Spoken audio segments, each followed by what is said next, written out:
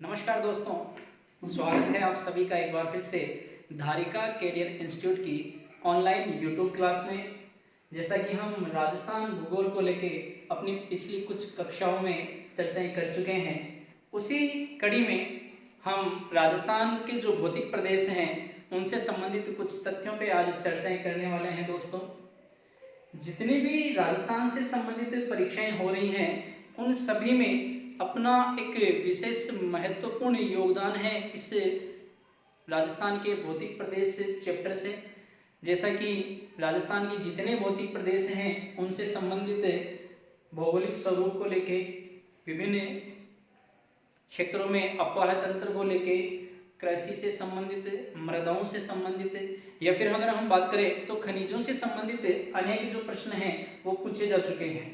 यहीं प्रत्येक जो भौगोलिक प्रदेश है उसकी अपनी एक विशेष बात होती है कि कोई भी जो क्षेत्र है जो अपने समकक्ष समान भौगोलिक विशेषताएं रखता है उसे हम एक भौगोलिक प्रदेश कहते हैं या भौतिक प्रदेश कहते हैं।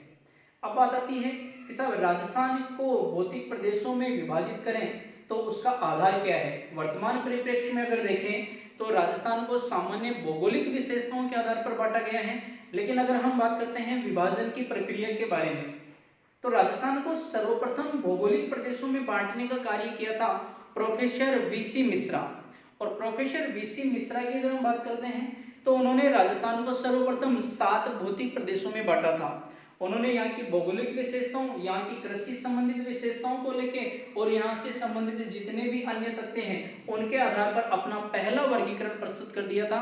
तो राजस्थान को सर्वप्रथम भौतिक प्रदेशों में बांटने का कार्य किसने किया? तो प्रोफेसर वीसी मिश्रा ने राजस्थान को 7 भौतिक प्रदेशों में बांट दिया था। यही अगर हम आज के परिप्रेक्ष्य की बात करते हैं कि वर्तमान में राजस्थान को कितने भौतिक प्रदेशों में बांटा गया है, तो हम पढ़ते हैं कि राजस्थान को 4 भौगोलिक प्रदेशों में या 4 भौगोलिक इकाइयों में विभाजित किया गया है।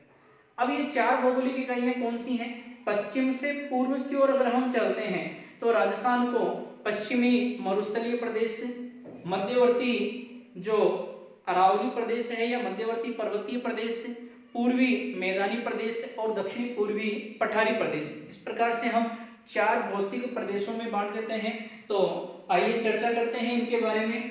राजस्थान का पहला जो भौतिक प्रदेश है यह आ जाता है पश्चिमी मरुस्थलीय प्रदेश।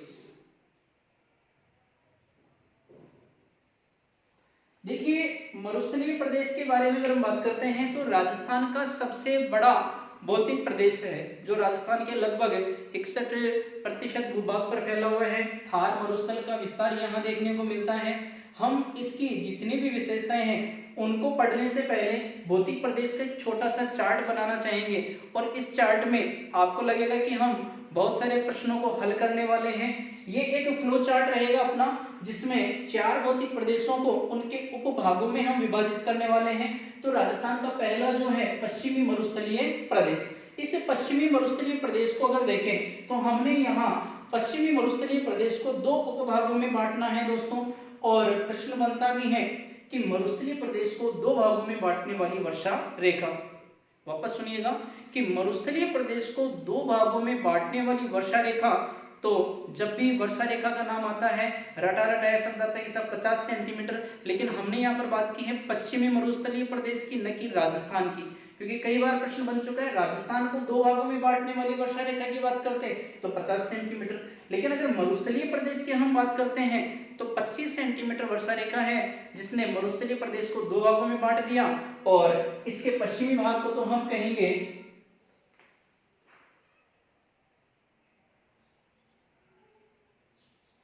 पश्चिमी शुष्क मरुस्थल,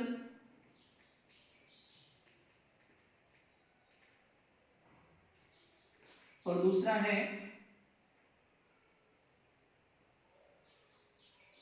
अर्ध शुष्क मरुस्थलीय प्रदेश। तो यहाँ पश्चिमी जो मरुस्थलीय प्रदेश है, इस पश्चिमी मरुस्थलीय प्रदेश को विभाजन कर दिया गया है 25 सेंटीमीटर वर्षा रेखा के द्वारा, और 25 सेंटीमीटर वर्षा रेखा ये आधार लाइन है अपनी 25 सेंटीमीटर वर्षा रेखा। इस 25 सेंटीमीटर वर्षा रेखा ने यहाँ पर दो भाग बना दिए हैं, एक तो पश्चिमी शुष्क मरुस्थल और एक अर्ध शुष्क मरुस्थलीय प्रदेश। यही अगर हम बात करते हैं कि अब पश्चिमी शुष्क मरुस्थल से संबंधित कौन कौन से तथ्य अपने से पूछे जा सकते हैं, तो देखिएगा इस कड़ी में हम बात करने वाले हैं दोस्तों कि पश्चिमी मरुस्थलीय जो शुष्क प्रदेश है इसमें दो भौगोलिक इकाइयां हमें देखने को मिलती हैं। पहली इकाई की अगर हम बात करते हैं तो बालुका स्तूप प्रदेश।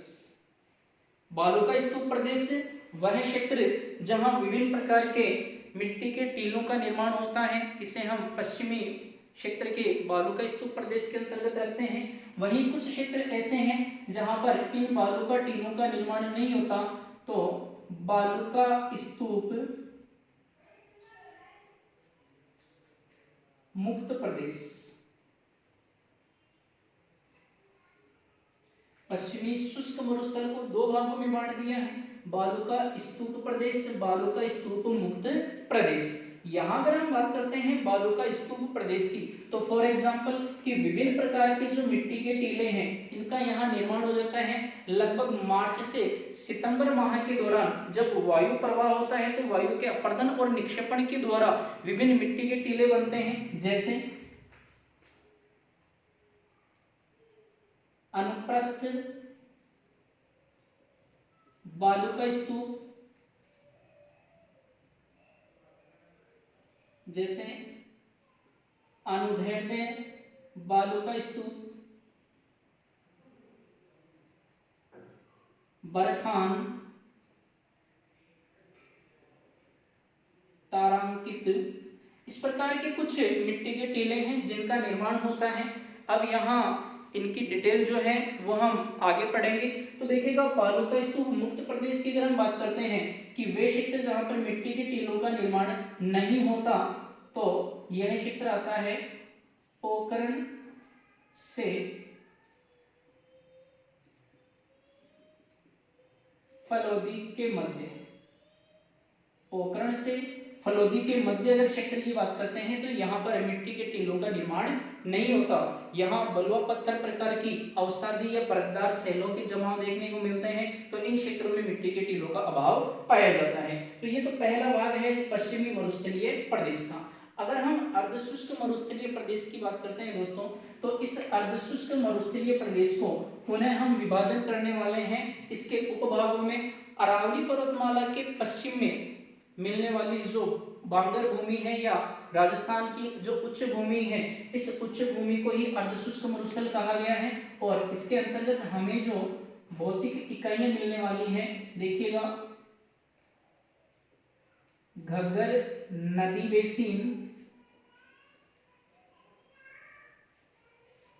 दूसरी की अगर हम बात करते हैं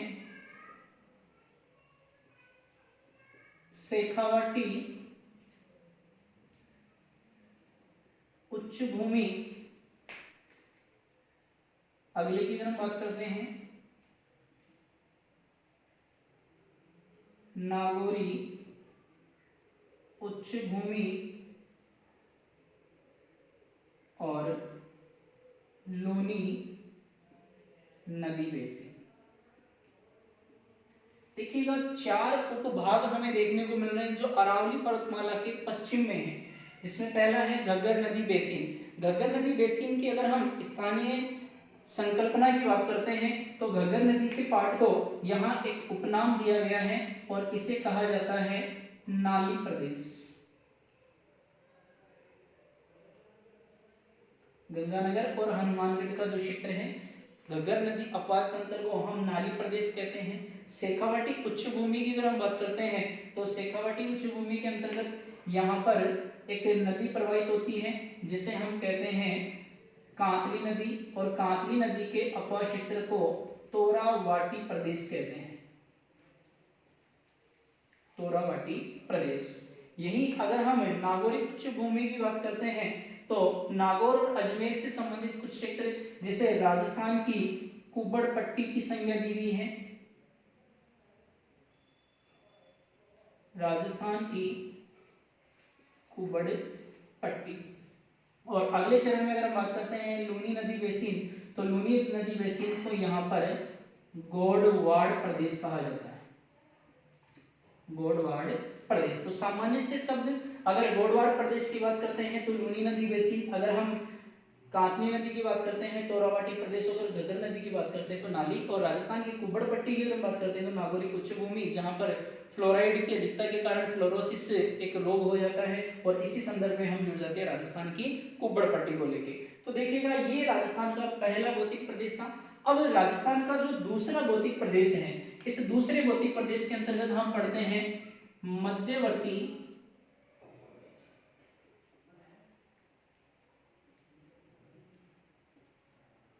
अरावली प्रदेश। राजस्थान के मध्य से एक विकीर्ण के रूप में विश्व की प्राचीनतम पर्वतमाला गुजरती है, जिसे हम अवशिष्ट पर्वत या रेजिड्यूल माउंटेन भी कहते हैं। तो मध्यवर्ती अरावली प्रदेश का देखो दोस्तों दो तरीके से यहाँ विभाजन करते हैं। एक तो अरावली का सामान्य विभाजन, आप सभी ने पढ़ रखा होगा कि अरावली का जो सामान्य विभाजन है, यहाँ हम अरावली को 3 भागों में बांटते हैं। सबसे पहले उत्तरी अरावली, दूसरा मध्य अरावली, और तीसरा दक्षिणी अरावली। एक सामान्य विभाजन जो आप सामान्यतः सभी किताबों में, सभी गाइडों में रहते हैं कि अरावली को कितने भागों में बांटा गया है, तो उत्तरी अरावली, मध्य अरावली और दक्षिणी अरावली। इसी क्रम में दोस्तों देखो, उत्तरी अरावली की सबसे ऊंची चोटी, मध्य अरावली की सबसे ऊंची चोटी और दक्षिणी अरावली की सबसे ऊंची चोटी, इस प्रकार की कई प्रश्न अपने से पूछे जा सकते हैं। लेकिन एक सुपरवाइजर का एग्जाम लगा था और उसके पेपर में एक प्रश्न पूछा गया था कि राजस्थान में मिलने वाली जो प्री कैम्ब्रियन युगीन चट्टानें हैं, इनका विस्तृत अध्ययन किसने किया। तो हम किसी एक विशेष विद्वान के संग्रहण से जुड़ जाते हैं, नाम आता है A.M. हेरोन। तो देखिएगा एक विद्वान थे A.M. हेरोन,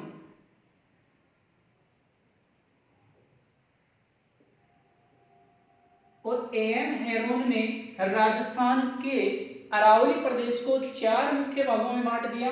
तो इनके 4 मुख्य भाग कौन कौन से हैं, उत्तर से दक्षिण की ओर। अगर हम A.M. हेरोन के वर्गीकरण को पढ़ते हैं, सामान्य वर्गीकरण में हमने 3 भाग बांटे हैं, लेकिन अगर हम A.M. हेरोन के वर्गीकरण को देखते हैं तो A.M. हेरोन ने अरावली को 4 भागों में बांटा है।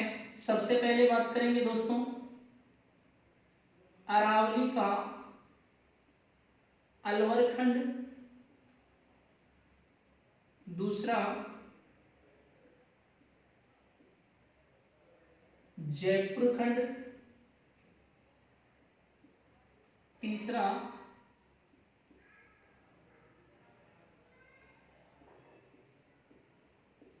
उदयपुर या मेवाड़ खंड, और अगला है आबू खंड। किसी विद्वान की अगर बात करें, प्री कैम्ब्रियन युग की चट्टानें जो हैं, इनके बारे में A.M. हेरोन ने वर्गीकरण किया और वर्गीकरण में बताया कि अरावली को हम 4 भागों में बांट सकते हैं। तो देखिएगा 2 भौतिक प्रदेश के बाद में अगर हम तीसरे भौतिक प्रदेश की बात करें, तो तीसरा जो भौतिक प्रदेश आ जाता है राजस्थान का, यह आता है पूर्वी मैदानी प्रदेश। और पूर्वी मैदानी प्रदेश की बात करें, अरावली पर्वतमाला के पूर्वी भागों में नदी निक्षेपित जो जलोढ़ मैदान पाए जाते हैं, इन नदी निक्षेपित जलोढ़ मैदानों को भी अगर सामान्यतः हम बांटते हैं तो चंबल नदी बेसिन के बारे में बात करेंगे, बनास बाणगंगा बेसिन के बारे में बात करेंगे, और माही नदी बेसिन के बारे में बात करेंगे, या पुष्प प्रदेश की भी हम बात करने वाले हैं। तो देखिएगा पूर्वी मैदानी प्रदेश के अंतर्गत पहला जो भाग हमें मिलता है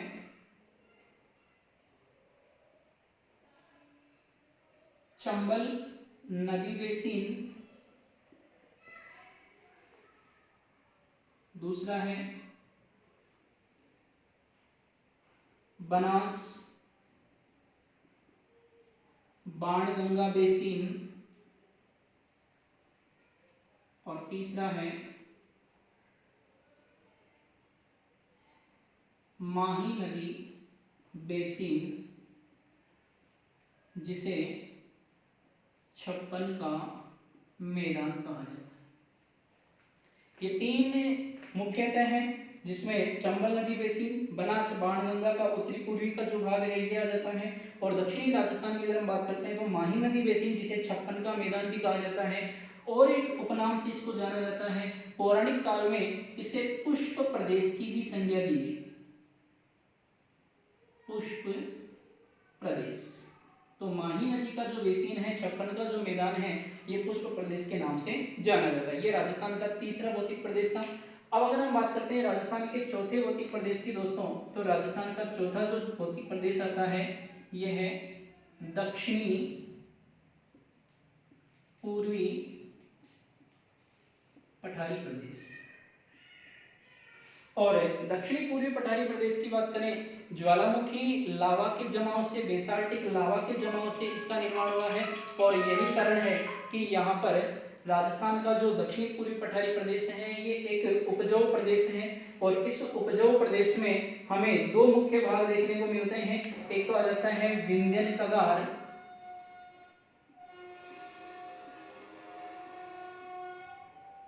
विंध्यन कगार, और दूसरा आ जाता है दक्कन पठार।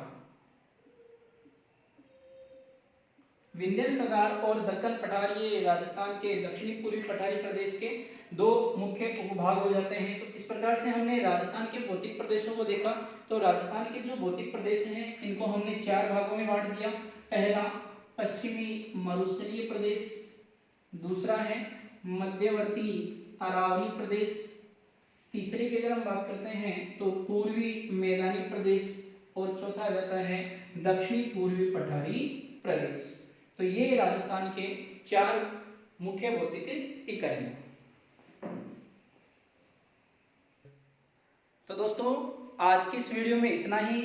वीडियो कैसा लगा हमें प्लीज़ कमेंट बॉक्स में जाके जरूर बताइएगा, और अगर आपको वीडियो अच्छा लगा तो इसे ज़्यादा से ज़्यादा शेयर कीजिएगा, सब्सक्राइब कीजिएगा, और बेल आइकन को दबाना मत भूलिएगा, क्योंकि इस फ्लो चार्ट का जो अगला वर्गीकरण है ये आप तक पहुंचे, नेक्स्ट नोटिफिकेशन आप तक पहुंचे, तो हमारे चैनल को सब्सक्राइब जरूर कीजिएगा। धन्यवाद। जय हिंद, जय भारत।